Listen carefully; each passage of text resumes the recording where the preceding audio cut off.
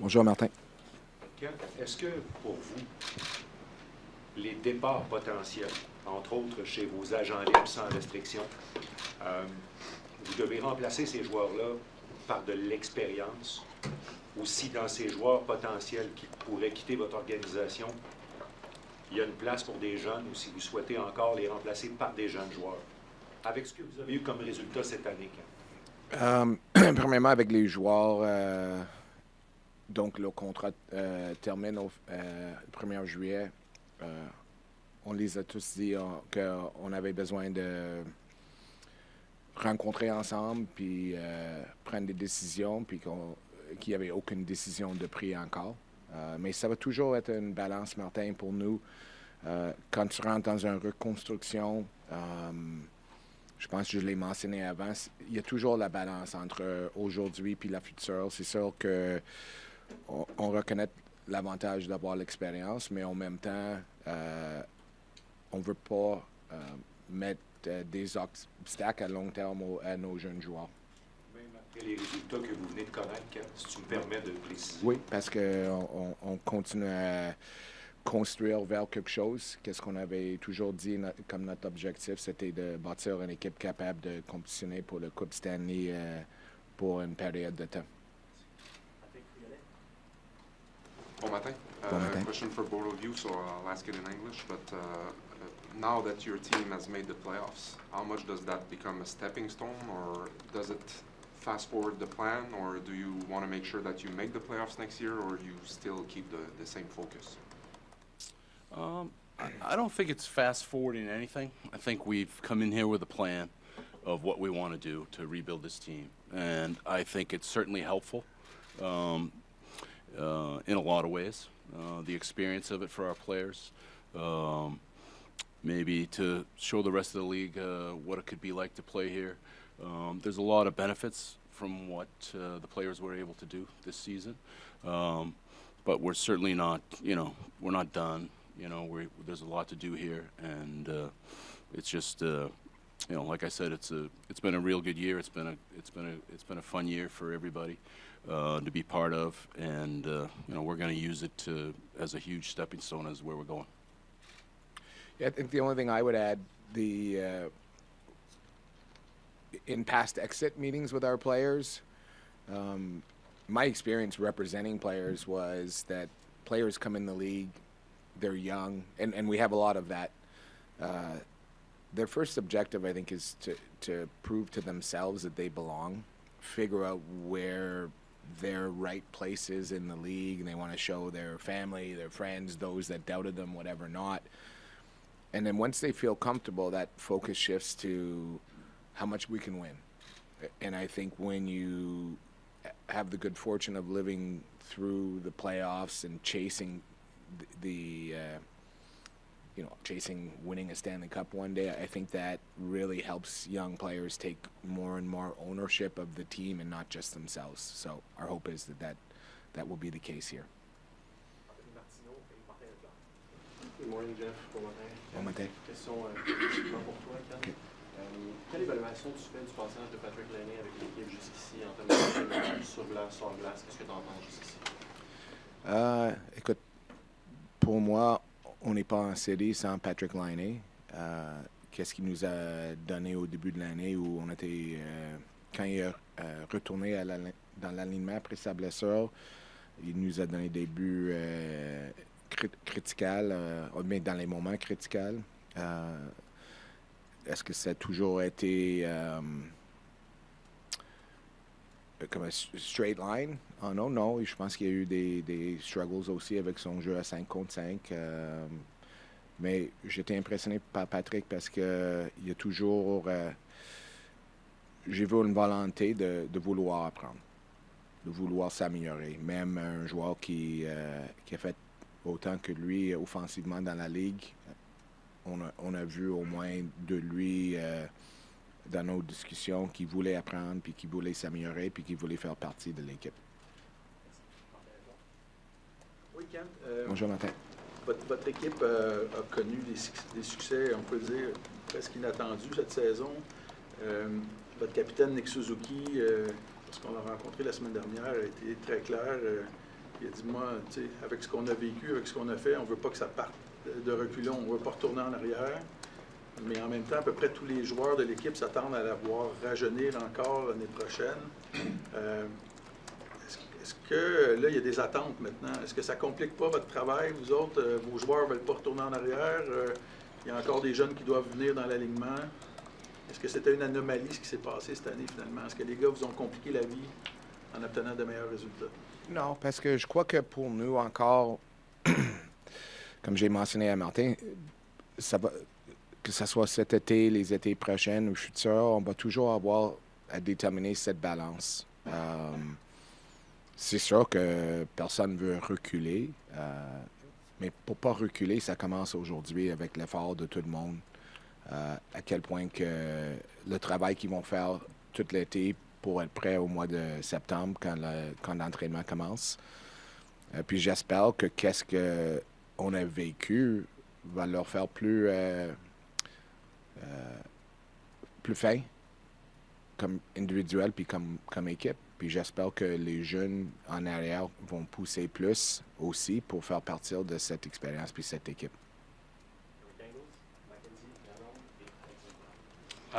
Question for both. First of all, Jeff, no earpiece. Does that mean you understand all the French questions? I'm doing better. Okay. I'm doing better. Slower the better. I'd love to hear both of your opinions on this, if you don't mind. Everyone will talk about, or everyone's referencing the balance between youth and experience. Where are the other areas, when you look at how your team is built right now, that you feel you need to balance things out? What are key priorities in terms of adding balance that would enable you to reach your goal, whether it's next year or a couple of years down the line? I mean, I'll go first there. I would say, you know, if you're just watching, if you just go on the playoffs, obviously, you know, compete, you know, adding players with some size, a little compete, some skill, obviously. So, listen, as we're building the team out, we're trying to get better in all areas, right? So we're not a finished product. But you know, I think there's not one area of our team where we're saying we're done there, right? So we'll continue to look at everything and try to build it out. But you know, I think everyone's talking about size and Washington and the way they played, and certainly we're aware of that. And as we move forward, you know, Kent and I have a lot of discussions about this. You know, size. You know, compete is really the biggest thing. You know, making sure that we have people that are comfortable in a playoff environment to play in all situations. But there's really nothing we won't look at to try to improve it. And I would say, you know, along Jeff's comments about compete, we got a lot of young players who lived it for the first time. Some of them are big players. They just have to learn how to use their physical attributes to impact the game more in a playoff environment, and that's new for them, right?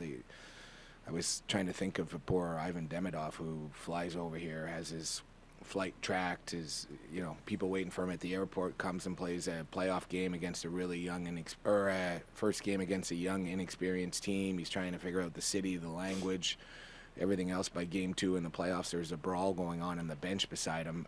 I was trying to, like, how do you, like, adjust to all these different things that are being thrown at you? And obviously that's the extreme case, but there's an adjustment that happens for young players, and I think we've all seen it over the years watching other hockey teams or watching this hockey team in prior years, and that's part of it. Like, it's not, we can't just run around and eliminate players from our lineup to replace them. We have to ask them to continue to adjust their games too. Adding to that piece of looking at new faces to balance out this roster, Kent, I'll look to you on this. With the idea of not changing the timeline of your overall plan here, how critical does this upcoming summer play in your guys' timeline of looking around for pieces to balance out this roster? Well, I would say that we're always looking, and I think I mentioned it even at the trade deadline, that we weren't just looking at typical trade deadline, can we make a trade here for a rental? We were looking at trades that could help us take a step forward now, but also in the future. And I think when we said 2024 would be a big summer, I said 25 would probably be bigger, and I would assume that will continue to be the case until meaning each subsequent summer, until we arrive and we feel like we've got a team that's capable of competing every year for a Stanley Cup. And I think we can all agree we're not, although we took strides, we're not there yet. So how we do it again, we'll look to see if we can improve this team. We will be mindful of, in doing so, what does that represent in terms of blocking an opportunity for a young player down the road? How far are we willing to go in doing that? And I wish we had all of those answers today, but that'll be the framework with which we make our decisions. Quelle évaluation faites-vous des jeunes attaquants, particulièrement Caulfield, Slafkovsky et Newhook, leur saison?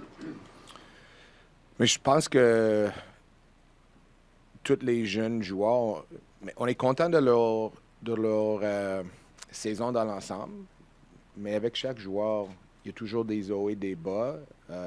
Tu m'as demandé de Caulfield, Slav et Newhook.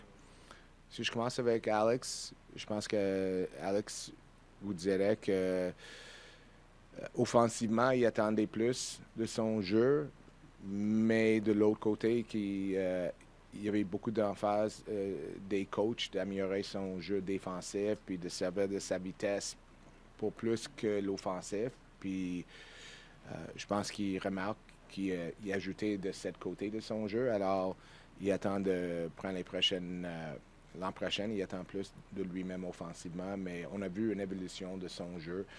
Pas mal différent que Cole Caulfield. Ça fait 2 ans que Martin a demandé beaucoup plus de son 200 foot, son 200 pieds. Il y a eu un petit recul offensivement. Ça fait 2 ans, mais cette année, on a vu qu'il était capable de donner l'offensif puis jouer un meilleur two-way game. Alors, on a vu ça de Cole cette année. On était très impressionnés. Puis Slav est parti peut-être plus lentement qu'il a voulu. Il a terminé d'une meilleure façon. Je pense qu'on parle parce que vu que ça fait 2 ans de suite qu'il était meilleur après Noël, je crois pas nécessairement que c'est parce que c'est un jeune joueur. Je crois qu'il est arrivé cette année avec des nouveaux attentes, un nouveau contrat. Puis des fois, puis aussi, quand tu connais de succès la première fois, des fois on arrive, on n'est pas prêt pour qu'est-ce qui nous attend. On entend souvent le sophomore slump. Puis je pense que c'est des choses que nous autres, on doit faire attention comme équipe aussi. Pas retourner l'an prochain en attendant que ça va être facile. Alexandre Gaston, Antoine Gassou et Jonathan Lemay. Bonjour, messieurs. Bonjour. Ken, pour toi, un peu similaire à ce qu'Éric te demandait, mais j'aimerais ça l'entendre en français. C'était une saison inattendue où vous êtes qualifié en séries éliminatoires. Je comprends que tu ne partageras pas tous tes secrets, mais comment faire pour rendre ce succès-là que vous avez eu cette année? Comment faire en sorte, c'est quoi le plan pour qu'il devienne stable et qui se répète année après? Comment passer de ça à une équipe qui est là, présente, régulière? Premièrement, l'expérience, leadership. C'est sûr de continuer à ajouter à l'équipe, mais c'est comme on a discuté avant, moi et Jeff, ce matin, c'est difficile de... Il y a certaines choses qu'on peut discuter aujourd'hui, puis il y a certainement d'autres qu'on ne peut pas discuter parce que c'est pas comme on veut annoncer aux 31 autres équipes exactement qu'est-ce qu'on aimerait faire. Mais c'est sûr que on veut ajouter du talent encore à notre équipe. Puis on doit déterminer à quel point on ajoute l'expérience, puis à quel point on prend l'expérience.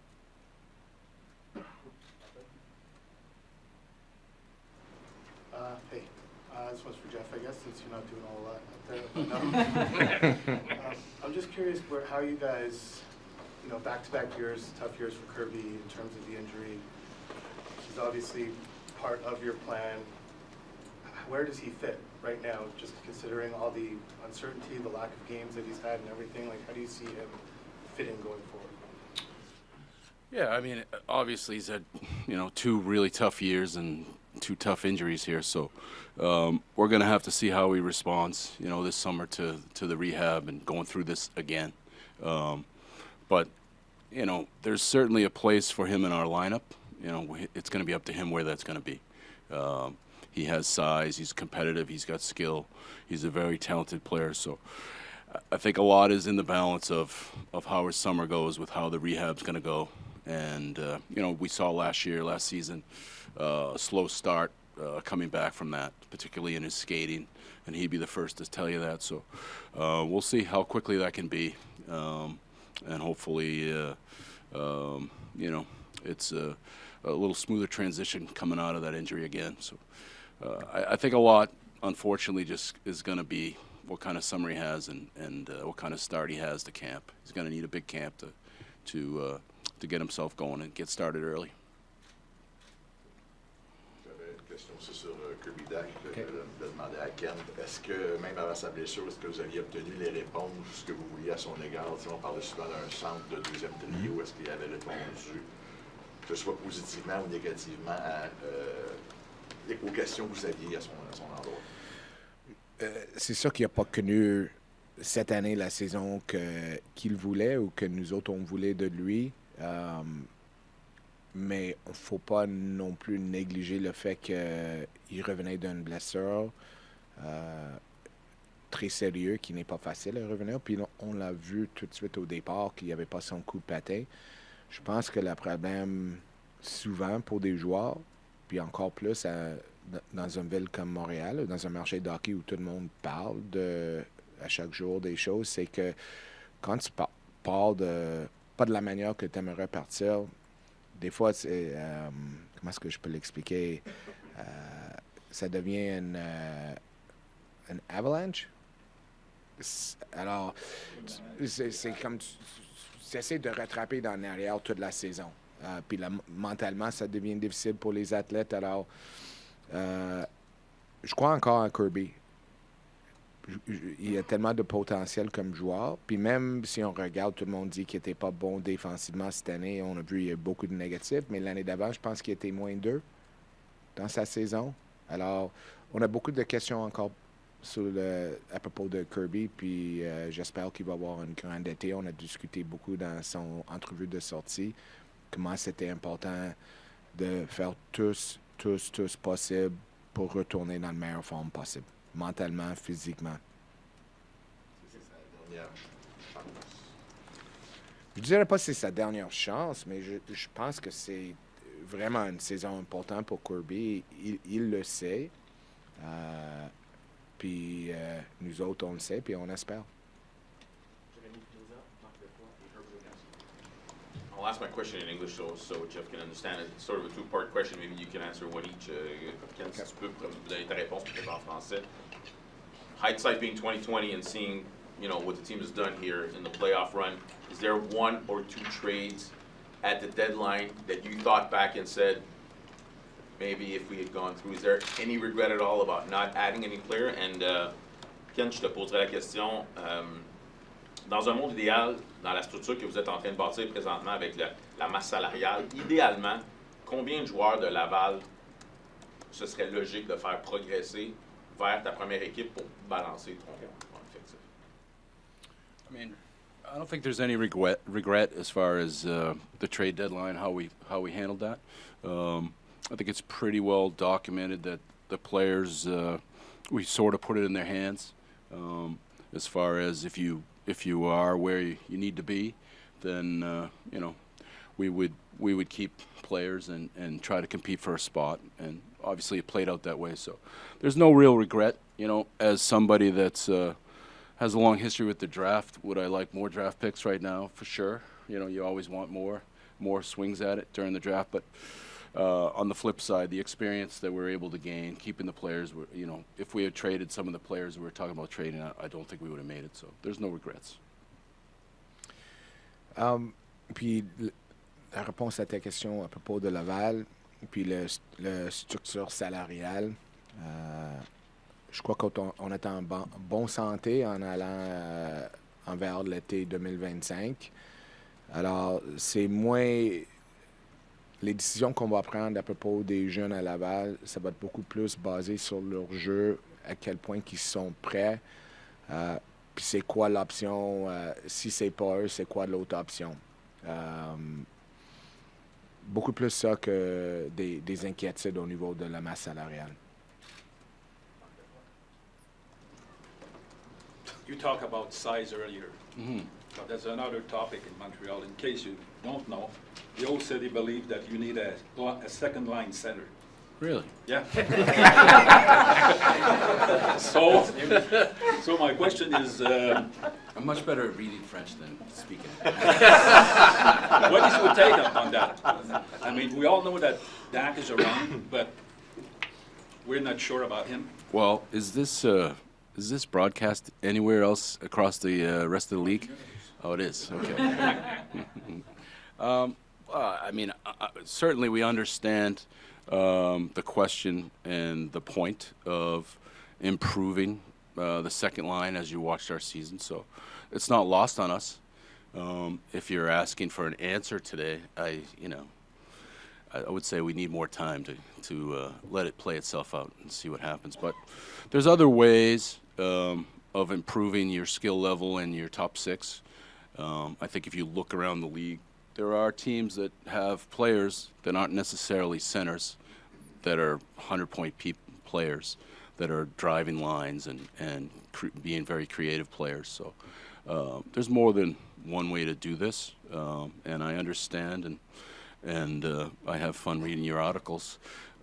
So it's not lost on us, what we have to do and where we have to go, but it's pretty hard for us to sit up here and say, yeah, this is what we're going to do. This is the player we've identified. So you understand that as a, so, yeah. Morning. Could you click on everything that I write, please? Because I need as You many need more clicks clicks? as I can get.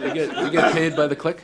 I get, no, but it's coming to that. I'm sure it's coming to that. I'm trying to think of a different way to ask questions. Yes. Because we all seem to be harping on the same things. Mm-hmm.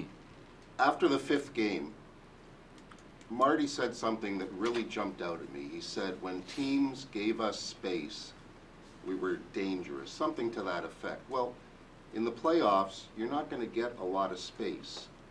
So, I mean, what is the burning issue going into next season? Is it size?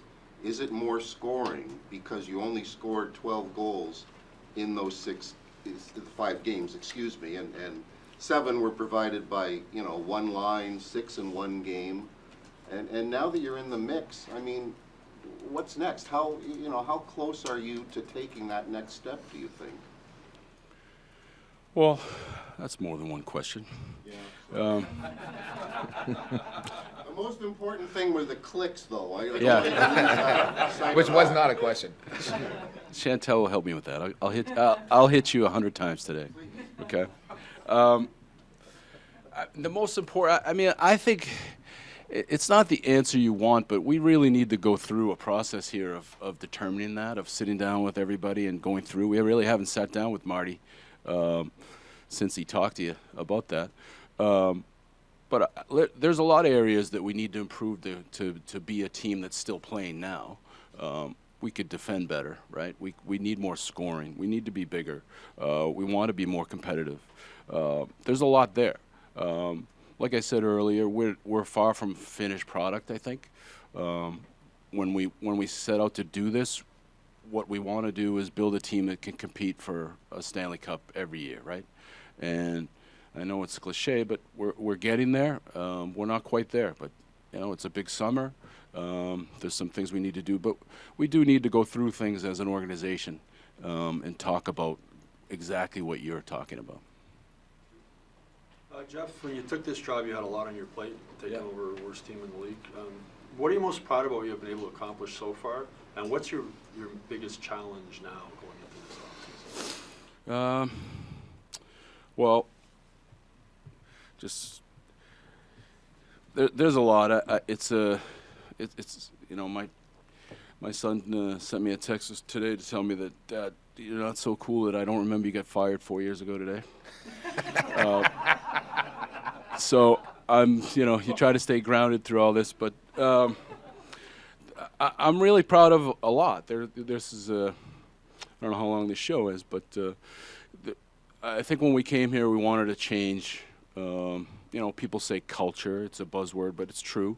And I think through hiring Kent, through hiring Marty, it started there, and then we started to change people that worked in the organization and get some different people in here and have a different environment.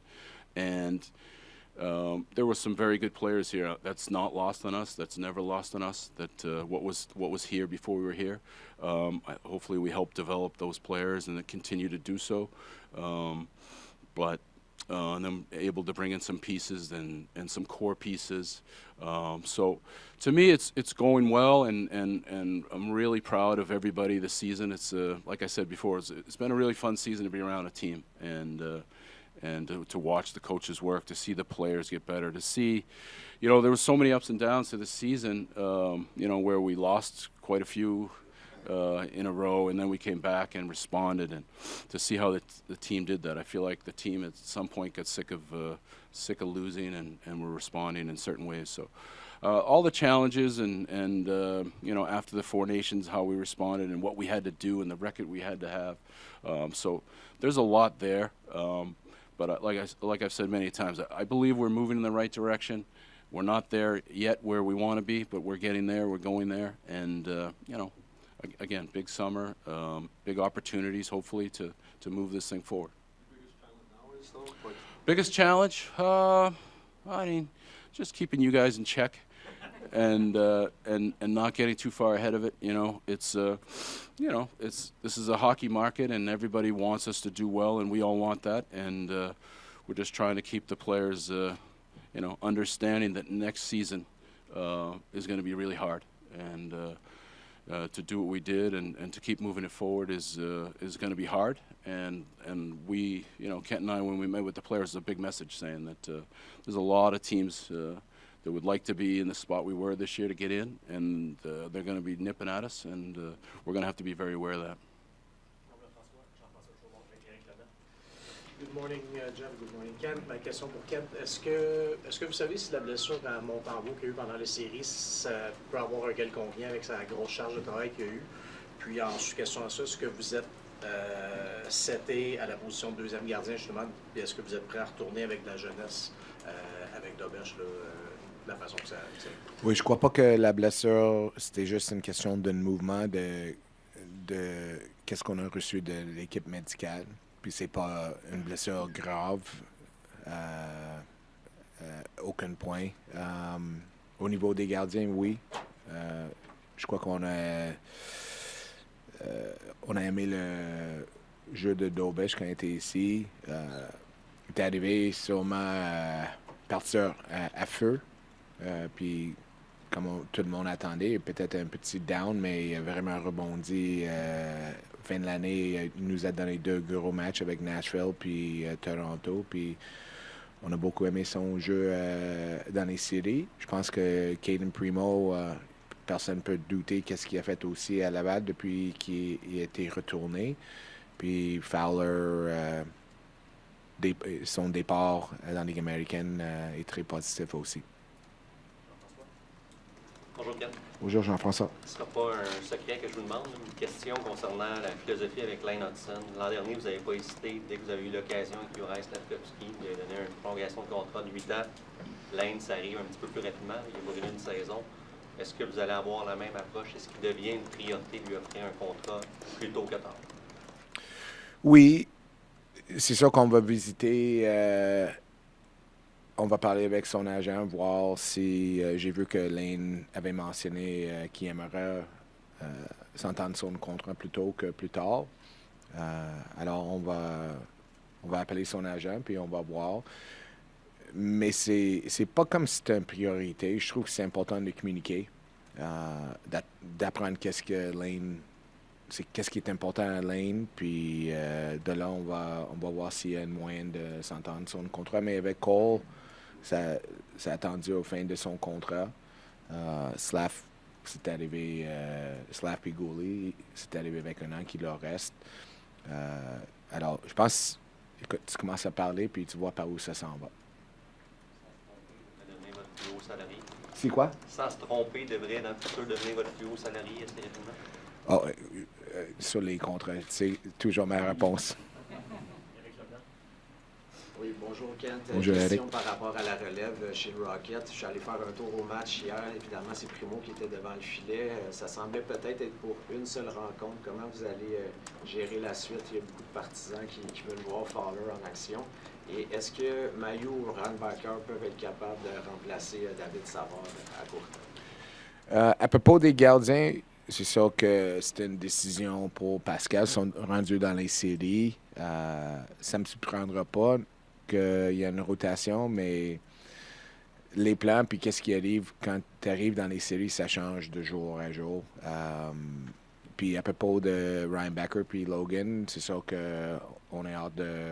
On espère qu'ils vont voir Laval. L'équipe va avoir une bonne longue série qui vont avancer. Puis le plus qu'ils vont avancer, plus qu'on va avoir la chance de les voir puis de voir jusqu'à quel point ils sont rendus prêts. Hi, Jeff. Salut, Ken. Salut. Question for you, Jeff. The salary cap is meant to increase a great deal in the next few years. How would you say that would affect the likelihood of the Montreal Canadiens trying a successful offer sheet on a player, considering that, teams will have probably more money to match? That's a good question.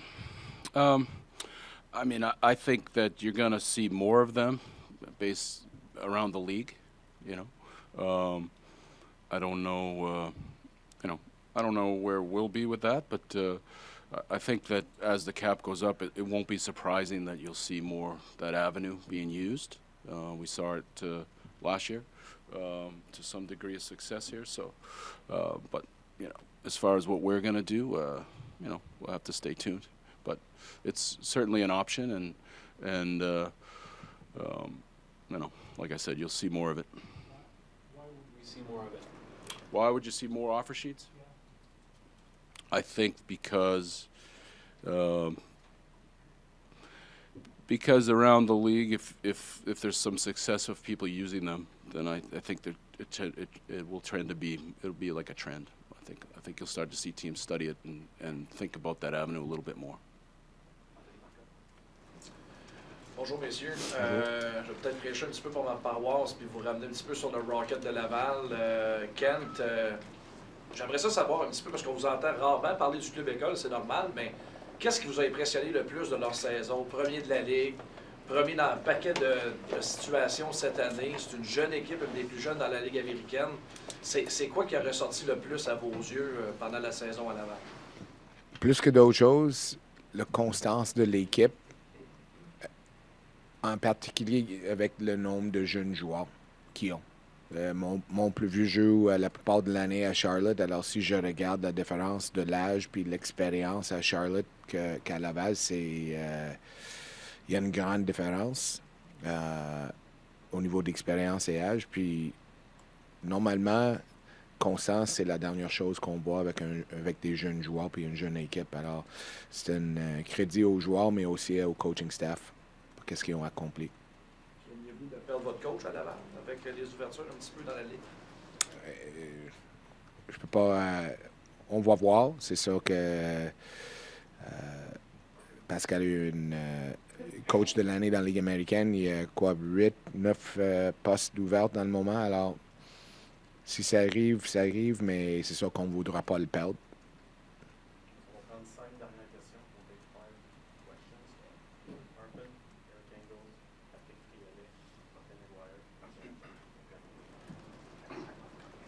Kent, sorry for another Laval-based question, but I just wanted to follow up on what you said earlier, just about balancing youth and experience, managing Laval based on their play.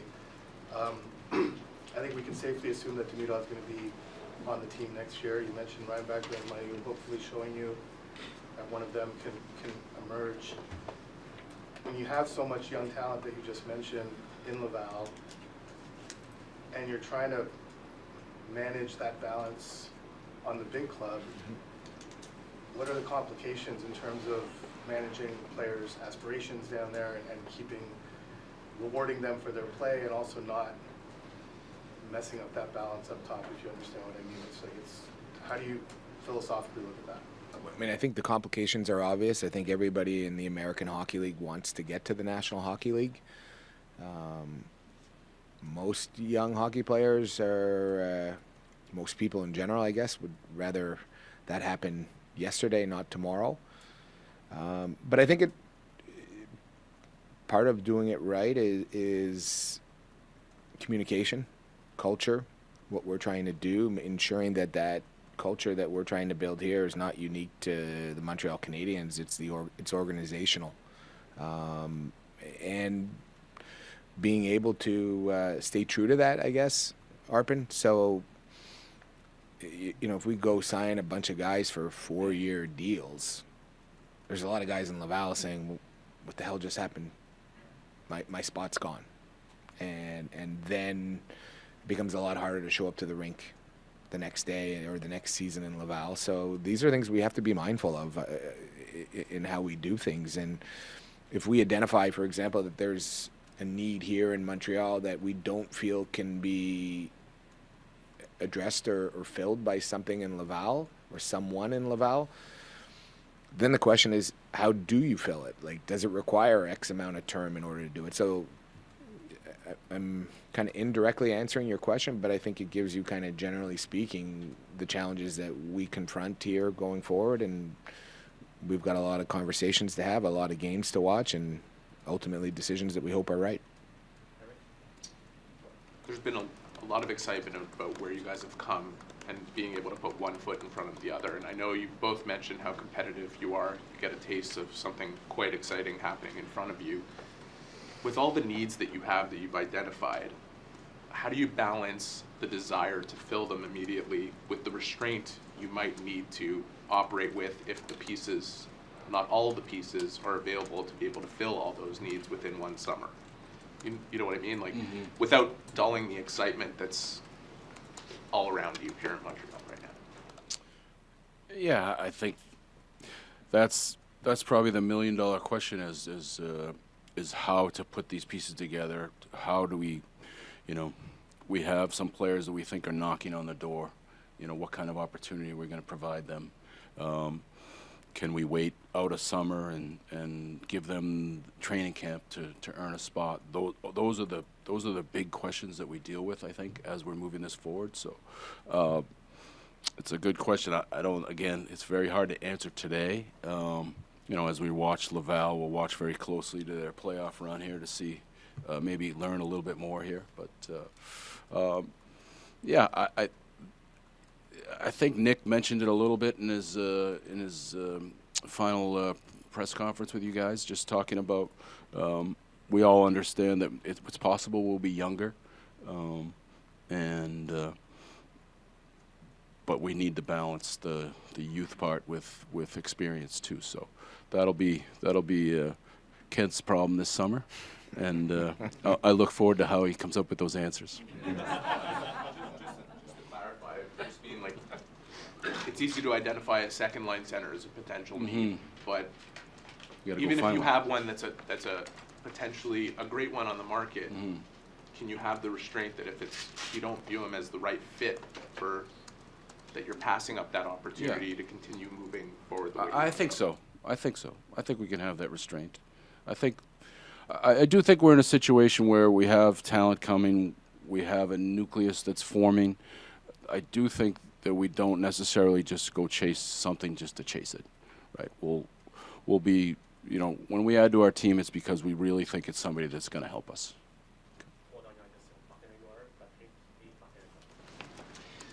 Kent, je suis curieux de savoir, avez-vous manqué de robustesse dans la première série contre les Capitals? Est-ce que vous avez manqué de papier sablé un peu sur vos trios de soutien dans votre évaluation?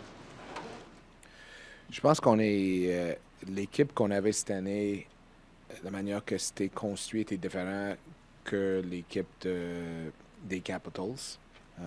Pas juste en série, mais la saison régulière au complet. J'ai trouvé intéressant parce que, comme Gord s'est dit, dans nos entrevues de sortie, le message pour nous était vraiment commencer à regarder pour l'an prochain, ne sois pas trop surconfiant. Mais je peux vous dire que j'ai demandé à un vétéran combien d'équipes que tu es sûr ou tu es très confiant qu'on va être en avance l'an prochain. Puis il m'a dit, toi, dans l'Est. J'ai demandé à une jeune, puis je suis pas sûr qu'il n'y était pas une équipe qu'on n'était pas déjà en avance pour l'an prochain. Et comme la meilleure équipe dans l'Est, on est déjà en avance. Alors, ça démontre un peu la différence de l'expérience vécue.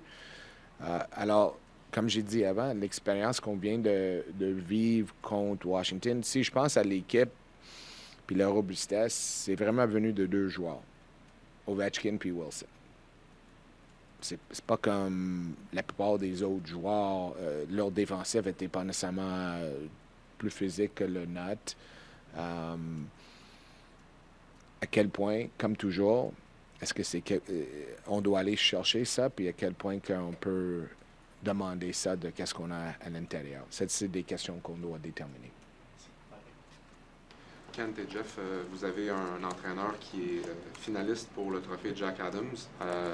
C'est quand même fou de penser au point où vous étiez au mois de décembre peut-être, ou même au début janvier. Qu'est-ce que vous retenez de son cheminement cette année? À un moment où vous avez joué des matchs qui étaient importants, comment vous avez trouvé que votre entraîneur s'est comporté? I'll go. You go first. He said, I do know. I got Jack Adams, and I'm with you. Yeah, huh? I heard about it. Yeah. Je crois que Martin, puis lui puis son staff dans l'ensemble ont fait un super de bon job cette année. Mais qu'est-ce qu'on a vu de Martin au mois de novembre? Puis sa capacité de rebondir l'équipe, ça ne devrait pas surprendre ceux qui lui connaissent comme joueur parce que c'est vraiment comment il a vécu toute sa carrière. Il est extrêmement compétitif. Quand il se fait douter, au lieu d'aller se cacher, il veut faire ses preuves. Peut-être ça servi comme encore plus de motivation. Pas dire qu'il n'est pas motivé. Mais j'imagine que ça doit être plus dur comme coach que comme joueur. Parce que comme joueur, pour faire tes preuves, tu as juste à faire tes preuves toi-même. Puis comme coach, tu dois aller chercher les 23 joueurs pour t'aider à faire tes preuves. Je pense qu'il doit avoir appris beaucoup aussi pendant tout ça dans l'année.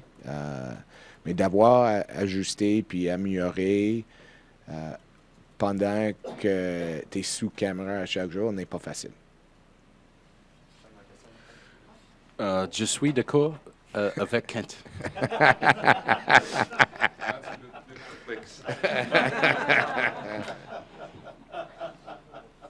I hope when I listen to it later, I hope I do agree with it.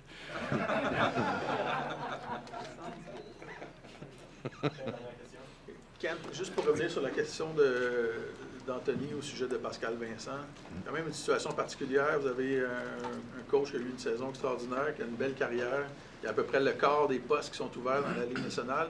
Son équipe est encore en train de jouer. Comment tu gères ça si tu reçois des appels? Est-ce que tu dis, vous ne le dérangez pas jusqu'à la fin des séries éliminatoires ou tu lui laisses parler discrètement avec des équipes qui voudraient lui parler? Puis, autre volet à cette question, c'était la première année que tu travaillais avec lui. Qu'est-ce que tu as découvert de Pascal Vincent? Okay. Pour la première partie de la question, je vais parler avec Pascal. Puis je vais lui laisser déterminer le cheminement qu'il aimerait prendre. Tout le monde est différent. Il y en a qui veulent aller dans leur bubble, leur bulle, puis ils veulent juste mettre le focus. Ma femme me dit que les hommes sont pas bons à multitask, mais les femmes sont très bons. Alors, si Pascal est capable de faire les deux, mais je voudrais pas qu'il y ait des chances qu'il va perdre parce que l'équipe va avancer puis il est en train de jouer. C'est pas juste à lui puis à sa progression. Au niveau de qu'est-ce qui m'a impressionné de lui, quand tu es dans la Ligue américaine puis tu veux être un coach dans la Ligue nationale, puis j'imagine qu'il y a 32 Are there 32 teams in the A? Yeah. 32, qu'ils voudraient tous devenir des coachs dans la Ligue nationale. C'est pas facile de jouer des jeunes joueurs tout le temps. Il y a toujours un vouloir d'aller avec de l'expérience. Puis j'ai toujours remarqué que son volonté, donne-moi les joueurs, puis on va leur faire jouer. Comme Kapanen a été renvoyé dans la Ligue américaine hier, bang, tout de suite dans l'alignement. Alors, je l'ai trouvé très impressionnant, puis c'est ça, comme j'ai dit, de gérer une jeune équipe et d'avoir la constance qu'ils ont eu, un grand crédit au coach. Merci. Merci.